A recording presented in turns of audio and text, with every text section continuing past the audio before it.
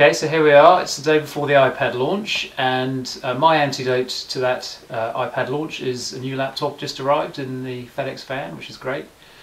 Started life as a Dell Studio XPS 1650 laptop that I ordered back in October.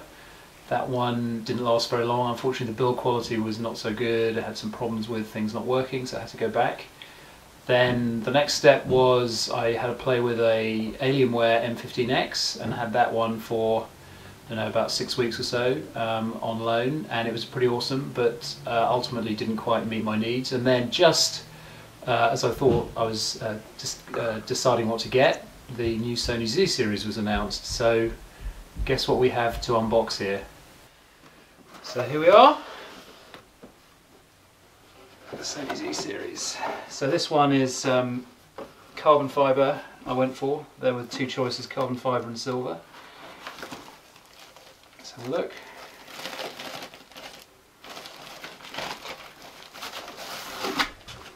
So I think it's 12 or 13 inch machine. Nice carbon fibre lid there. Battery slot. Let's put it down here.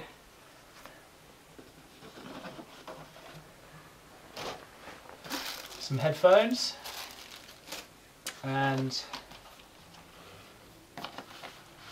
some blurb. Should probably just stay in the box. Battery.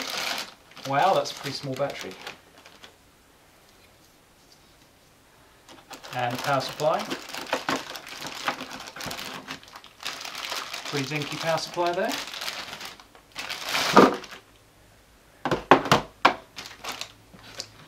So let's put the battery in and see what happens when it starts up. This thing has got 384GB SSD, which is actually 3 SSD drives in a RAID 0 configuration.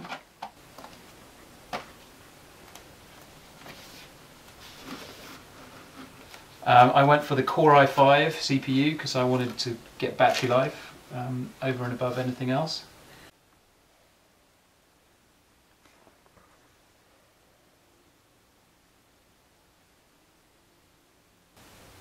So the first thing that I'll do is completely repave this with Windows 7 Ultimate. This is the load that comes from the factory from Sony. I didn't go for the clean start or whatever they call it option. I prefer to reformat it myself. But it's certainly light.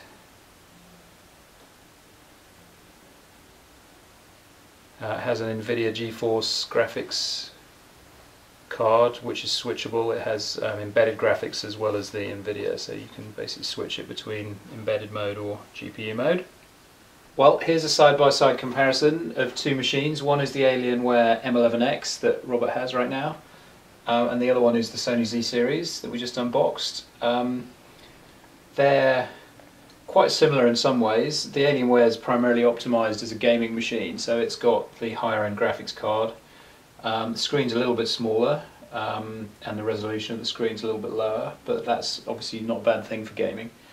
On the Sony, the screen resolution's a little bit higher, and the core CPU it has is the Intel Core i5 chip, which is sort of the slightly higher end CPU. So they're kind of very different. They're also, the price was very different. The Alienware was considerably cheaper and probably a lot better value for money.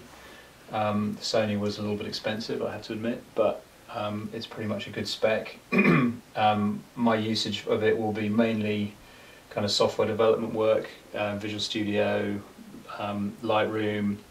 I will do some gaming on it, so hopefully it won't be too horrible at gaming, but probably not as good as the M11x. But that's pretty much an overview. Thanks for watching.